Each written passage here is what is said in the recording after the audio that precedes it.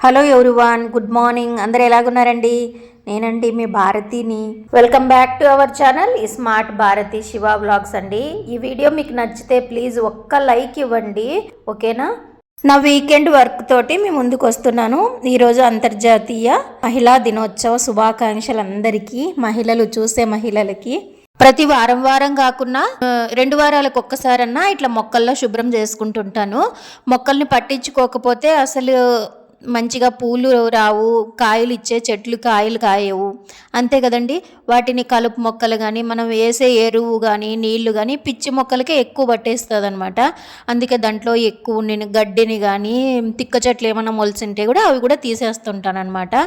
కలుపు మాదిరి ఎండుటాకులు ఉంటాయి కదా, బాగా పండిపోయినవి వాటిని కానీ అంత తీసేస్తుంటాను అనమాట. తీసేసి ఆ భూమిని లిక్కితో కానీ మంచి గడ్డపారతో కానీ బాగా ఇట్లా చేస్తూ ఉంటే ఆ మట్టి గట్టిగా ఉండి నీళ్లు పట్టుకోకున్నట్లు ఉండింది, కానీ కొంచెం మట్టిని లూజ్ చేసేపటికి నీళ్లు బాగా పీల్చుకుంటుంది అనమాట. అంతేనండి. మొక్కలు ఊరికి అట్లా భూమిలో పెరుగుతాయిలే అని వదిలేయకోకుండా వాటిని ఎంత కేర్ తీసుకుంటే అంత ఇదిగా మనకు కూడా అది మనం చేసిన కష్టం ఊరికే పోదనమాట. దానికి ప్రతిఫలంగా మంచి పూలను ఇచ్చేస్తుంది అనమాట. నేను వేసి ఆ కనకాంబరం మొక్కలు 2 years పైన అయిపోయిందనమాట. ఇప్పుడు వీడియో కాదు ఇది, మొత్తానికైతే సారీ ఏమనుకోకండి, ఇది చాలా రోజుల కిందటి వీడియో. నాకెప్పుడు బోరు కొట్టినా, మనసు బాధ అనిపించినా, ఒక సమస్య నుంచి నేను ఫుల్ టెన్షన్ పడిపోతున్నా, అవాయిడ్ కావాలా, కొంచెం మైండ్ రిలీఫ్ కావాలంటే మొక్కల దగ్గరికి వచ్చి కూర్చొనేస్తానండి, నో డౌట్ అసలు. అందుకేనండి చిన్నగా అప్పుడప్పుడు ఇలాంటి పని చేస్తూ ఉంటే ఈ పనిలో కూడా నేను చాలా హ్యాపీ ఫీల్ అవుతాను అనమాట. ఎంజాయ్మెంట్, పని చేస్తుంటే ఎంజాయ్మెంట్ ఎట్లా వస్తుంది అని మీరు అనుకోవచ్చు. చేసి చూడండి, మీకు ఇష్టమైన పని చేసి చూడండి. మనసుకి బాధగా ఉన్నప్పుడు ఇష్టమైన పని చేయాలి. ఎంత మంచి రిలీఫ్ పొందుతామనేది మాటల్లో చెప్పలేము. ఒక చిన్న కుండి తీసుకొని ధనియాలు వేసి చూడండి, లేకపోతే మనము అంతా ఇది పుదీనా తెచ్చుకున్నాం అనుకోండి, ఆ పుదీనాను కట్లు అట్లే పడైపోకున్నట్ల భూమిలోకి పెట్టడము, లేదో ఒక చిన్న కుంపట్లో పెట్టడము, అది చిన్న చిగుర్లు వచ్చిందనుకోండి, మనసుకి అసలు వెళ్ళకట్టలేము ఆ హ్యాపీనెస్ని. చూడండి మీరు నిజంగా మొక్కలతో స్నేహం చేస్తే, ఒక మనిషి దగ్గర కూర్చొని టాక్సిక్ అండి ఏవేవో వస్తాయి. 3 కూర్చున్నాం అనుకోండి, 3వ మనిషి లేసిపోతే పక్కకి వెళ్ళిపోయిన మనిషి గురించి ఆటోమేటిక్గా టాపిక్ వస్తుంది. ఇప్పుడు వాళ్ళ గురించి, లేచిపోయిన వాళ్ళ గురించి వచ్చిందనుకో, మనం ఆ ప్లేస్ నుంచి వెళ్ళిన తర్వాత 3rd person వచ్చి కూర్చున్నారనుకో, మన గురించి డిస్కషన్ వస్తుంది అనమాట అక్కడ. ఇవన్నీ చాలా టాక్సిక్ అసలు. నాకు అందుకే అట్లా కూర్చొని బాతాకని కొట్టే కన్నా కామ్గా కూర్చొని మొక్కల వైపు చూస్తూ కూర్చోవాలంటే నాకు భలే హ్యాపీ అండి. నిజంగా అండి, మీరు కూడా మొక్కలతో స్నేహం చేయండి. ఏదో మూవీలో డైలాగ్ లాగా మొక్కే కదా అని తేలిగ్గా తీసుకోకండి. మొక్కలు మైండ్కి ఒక మంచి రిఫ్రెష్నెస్ మైండ్ని ఇస్తుందండి. అసలు చాలా చాలా పీస్ఫుల్గా ఉంటుంది మొక్కల్ని చూస్తా కాలం గడిపేయచ్చు అనిపిస్తుంది నాకు మాత్రము. అలాగని రకరకాల మొక్కలు మా ఇంట్లో ఉన్నాయా అంటే లేవండి. తెచ్చుకునేది గొప్ప కాదు, వాటిని మెయింటెనెన్స్ చేసేటట్లుంటే తెచ్చుకోవాలి. మా చాలా గార్డెనింగ్ చూడాలంటే నాకు చాలా ఇష్టము. గార్డెనింగ్ వీడియోస్ కొంతమంది ఎంత నీట్గా మెయింటైన్ చేస్తుంటారంటే ప్రతి చోట హ్యాంగ్ చేస్తుంటారనమాట. అంటే ఇట్లా తీగ మొక్కలు చాలా బాగా చేస్తుంటారు. ఇలా నేను ఎందుకు మెయింటైన్ చేయలేనప్పా అనిపిస్తుంది, చూసి ఆనందపడతానమాట. వేసుకొని కొన్ని మొక్కల్ని మెయింటైన్ చేస్తే చాలే అనిపిస్తుంది. చూడండి, అప్పుడప్పుడు శ్రమ అనుకోకుండా వాటిని క్లీన్ చేస్తున్నాను కాబట్టి 2.5 years పైన అయిపోయిందనమాట. అవి మళ్ళీ నాకు ఈ పూల్ని ఇస్తూనే ఉన్నాయి. నేను అసలు పూలే కొనను. గురువారం రాఘవేంద్ర స్వామికి అవుతాయి, తర్వాత నాకు బయటికి ఎక్కడన్నా వెళ్ళాలంటే కూడా అవుతాయి అనమాట. ఇది లేడీస్కి ఒక టిప్. ఇంకొక టిప్ ఏం చెప్తానంటే, మీరు ఉన్నంతలోన ఇల్లు కట్టుకోండి. ఎంత ప్లేస్ ఉంటే అంత ప్లేస్ మళ్ళీ మనం కట్టలేం కదా అని అనేసి ఇంటి విషయంలో ఎక్కువ మనకన్నా నాలెడ్జ్ ఉండాలా, లేదంటే ఎవరైనా చెప్పింది అడ్వైజ్ తీసుకోవాలా.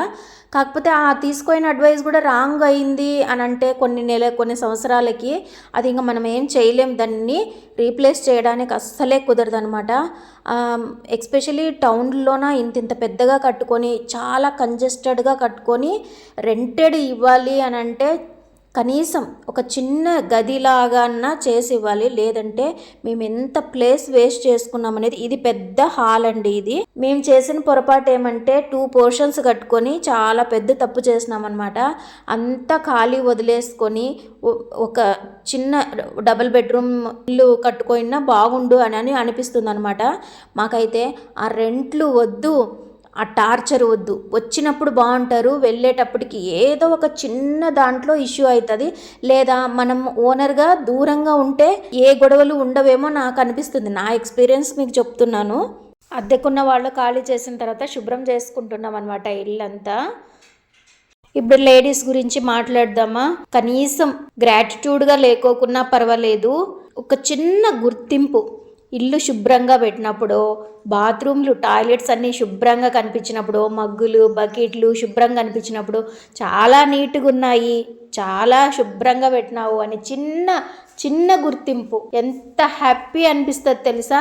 కొంతమంది ఎదుటి వ్యక్తి గుర్తించి మనం చేసిన పని చిన్న కాంప్లిమెంట్ ఇస్తే ఎంత హ్యాపీ అనిపిస్తుంది కదా.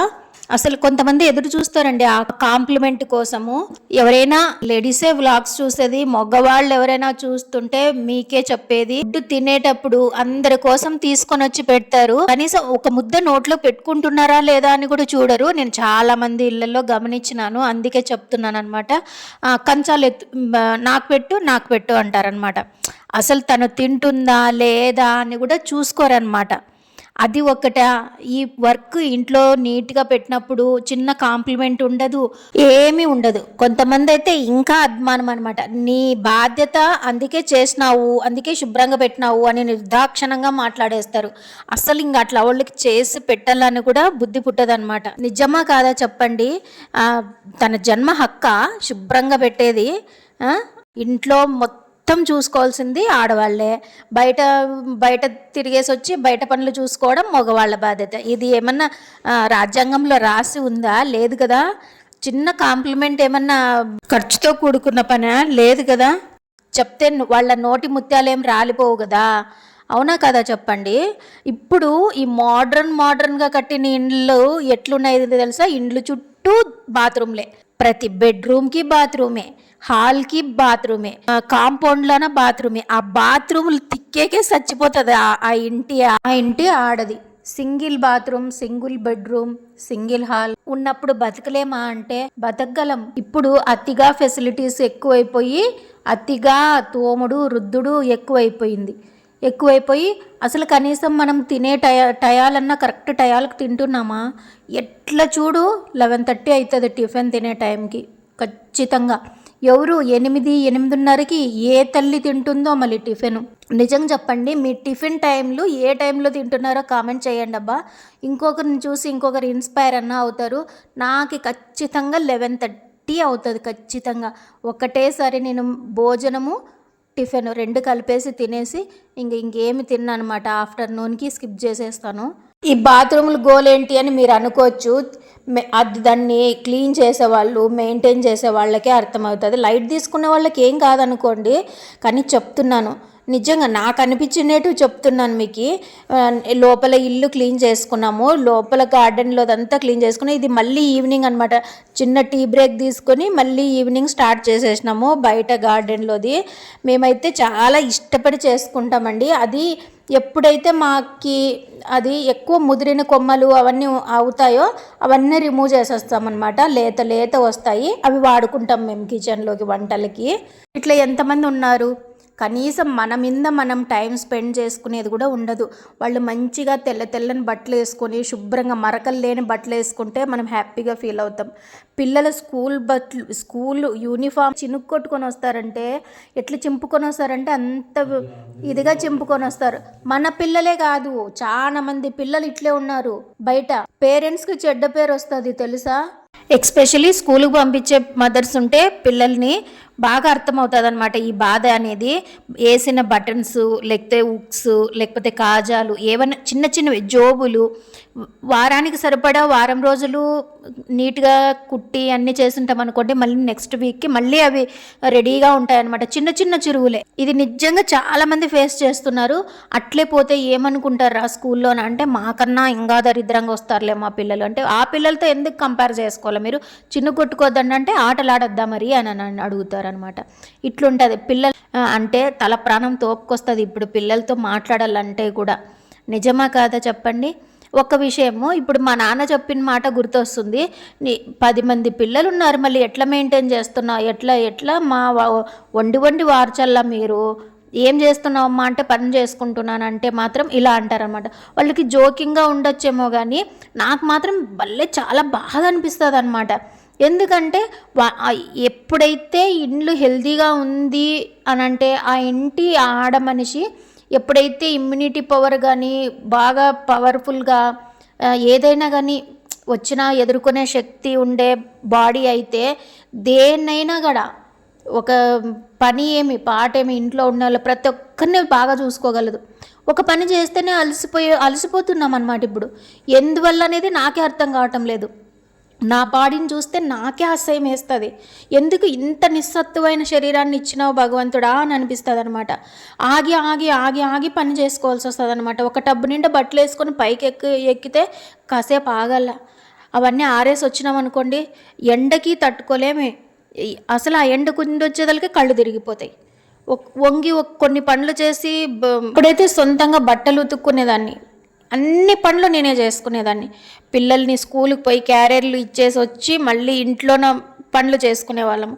అప్పట్లాగే ఇప్పుడు ఉండాలా అని అంటే ఉండలేకపోతుంది శరీరం. ఒక్కోసారి నా శరీరాన్ని నాకే చూసి నాకెందుకు ఇంత నిస్సత్తువానని ఏడ్చిన రోజులున్నా, ఏడుస్తున్నాను కూడా. నాలాగే ఎంతమంది బాధపడుతున్నారో తెలీదు. ఈ ఉమెన్స్ డే సందర్భంగా ఇవన్నీ మాటలు వస్తున్నాయన్నమాట. నాకు ఎంత నా బాడీ కొంచెం బయటికి వెళ్ళేసి వచ్చినాను అనుకోండి అసలు నిద్రపోతాను. మామూలుగా అంటే నేను బాగా హుషారుగా నా పిల్లలు చిన్నగా ఉన్నప్పుడు డే టైం పడుకోవాలంటే కూడా నిద్ర పట్టదు, పడుకునేదాన్ని కాదనమాట. ఇప్పటికీ నిద్ర పట్టదు, కానీ నా మైండ్ ఆ పనుంది ఈ పనుంది అని పండ్ల మీదకి వెళ్ళిపోతుంది మైండ్. బాడీ మాత్రం నిస్సత్తుగా ఇట్లా నేల మీద పడి ఉంటుంది అనమాట. అది నా ప్రజెంట్ సిచ్యువేషన్. ఈ బాధ మరింత ఎక్కువ అయ్యేది ఎప్పుడో తెలుసా? బయటికి వెళ్తాను అనుకోండి, ఒక కంకులు కాల్చుకునే వాళ్ళు కానీ, ఒక హోటల్ మెయింటైన్ చేసేవాళ్ళు కానీ, రోడ్డు సైడు బండ్లు పెట్టుకొని బండ్లోన అసలు ఎవరికి ఏం కావాలో అవి ఇన్స్టెంట్గా వేసిస్తూ ఎంత హుషారుగా ఉంటారు. వాళ్ళు మనుషులు కాదా చెప్పండి? వాళ్ళు ఏం తింటుంటారు? ఇలాగొస్తుంది అనమాట నాకు ఆలోచన. ఒక సైడ్ బాధపడతాను, ఒక సైడ్ ఇన్స్పైర్ అయ్యి నన్ను నేను పుంజుకుంటానమాట. అరే మంచిగా ఉండాలి కదా, వాళ్ళేమి అంత న్యూట్రిషన్ ఫుడ్ తింటుంటారా, వాళ్ళకి ఎందుకు అంత స్ట్రాంగ్నెస్ ఉంటుంది బాడీ, నాకెందుకు ఇంత వీక్, ఇలాగ అనిపిస్తుంది అనమాట. కొంతమంది ఆడవాళ్ళు ఎలా ఉంటారంటే ఎన్ని ఇష్యూస్ రాని, ఎంత హెల్త్ ప్రాబ్లమ్స్ రాని చెప్పితే ఎక్కడ కసురుకుంటారో, ఎక్కడ ఏమంటారో పట్టించుకోకపోవడం తర్వాత విషయం. అసలు చెప్పుకోకుండా బాధని పంటి కింద దాచేసుకునే ఆడవాళ్ళు చాలామంది ఉన్నారు. అవునండి, అసలు చెప్పరు. ఇప్పుడంతా మారిందిలేండి. ప్రతి ఒక్క అంటే ఒక చిన్న పీరియడ్ చిన్నదనేం కాదు కానీ చిన్న మాటకి అంటున్నాను, చిన్న పీరియడ్ పెయిన్ కానీ షేర్ చేసుకుంటున్నారు. ఎస్పెషల్లీ నేను చెప్తున్నాను, మా అమ్మ అలా చెప్పేదనమాట. నాకు మాత్రం సివియర్గా వచ్చేది పీరియడ్ పెయిన్. అమ్మ ఇంతగా ఏడ్చొద్దు, ఇంతగా బూతు చేయొద్దు, మీ నాన్న చూస్తే ఏం ప్రపంచంలో ఎవరికి రాలేదా, మీకేనా అని అరుస్తారు అని అనేవాళ్ళు అనమాట మా అమ్మ. అంటే దాన్ని కూడా ఎక్స్ప్రెస్ చేసి చెప్పుకోలేని పరిస్థితిలో ఉండేవాళ్ళం అనమాట అప్పుడు. ఇప్పుడంతా లేదులేండి, అంత ఇది లేదు. ప్రతి ఒక్కటి మగవాళ్ళు అర్థం చేసుకోవడానికి ప్రయత్నిస్తున్నారు. కానీ మా నాన్న అంటారో అన్నారో తెలియదు, కానీ ఎలా రియాక్ట్ అవుతారో తెలియదు. కానీ అంటే ఆ పెయిన్ని కూడా నువ్వు ఇంత విచిత్రం చేయబాకు, బొర్లాడద్దు, ఏడ్చొద్దు అంటే పొరలేదన్న అనమాట. అసలు ఇంకా బాధ తట్టుకోలేక అలా ఉంటుంది అనమాట. అందుకే నా బాధని చెప్తున్నాను. ఇన్ని మునక్కాయలు, ఒక నిమ్మకాయ, కాకరకాయలు వచ్చినాయన్నమాట. అది ఇంత గార్డెన్లో ఇచ్చేసేపాటికి ఈవినింగ్ అయిపోయిందండి. నీళ్లు కూడా వచ్చేసినాయి. మా పునీతి స్కూల్ నుంచి వచ్చే టైం అయిపోయిందనమాట మేము అవన్నీ చేసుకునేపాటికి. సటన్ ఒక ఏజ్లో ఫేస్ చేసినవి అసలు మర్చిపోలేం కదండి. అందుకే ఇవన్నీ మీతో షేర్ చేసుకుంటున్నాను అనమాట. ఈ వీడియో ఎలాగుందో నాకు కామెంట్ సెక్షన్లో కామెంట్ చేయండి అండి. ఈ పునీత్ ఇంకా రాలేదని మేము ఆటోకి రా అనే డబ్బులు ఇచ్చినామన్నమాట. ఆటోకి ఎందుకు రావాలా అని అనేసి వాడు పాకెట్ మనీకి వాడుకోవడానికి నడుచుకుంటూ వస్తున్నాడంట. మేమేమో కంగారు పడి ఈ టైం అయినా రాలేదు అని అనేసి ఫ్రెష్ అప్ అయిపోయి బయలుదేరాలి. ఎవరన్నా చెప్పినారా నడుచుకుంటూ రమ్మని నిన్ను? ఈ టైం అయినా ఎదురు చూస్తున్నట్లుంది నీ కోసరానికి. లేదు నాకన్నా ఫోన్ అయినా చేసింటే. సాటర్డేనే కదా ఈరోజు ఇంట్లో ఉండడా? ఏం తెలుసు? ఫోన్ చేసింటే అయిపోయిందా? బాగా పొక్కురు పట్టిపోయినావు నువ్వు రోజుకి. ఇంటికి వస్తే ఏమైనా ప్రాక్టీస్ చేసేకుండదా? నీ ఇష్టానుసారానికి ఇట్లా వస్తావు గాలికి కాళ్ళు ఇడుచుకుంటా.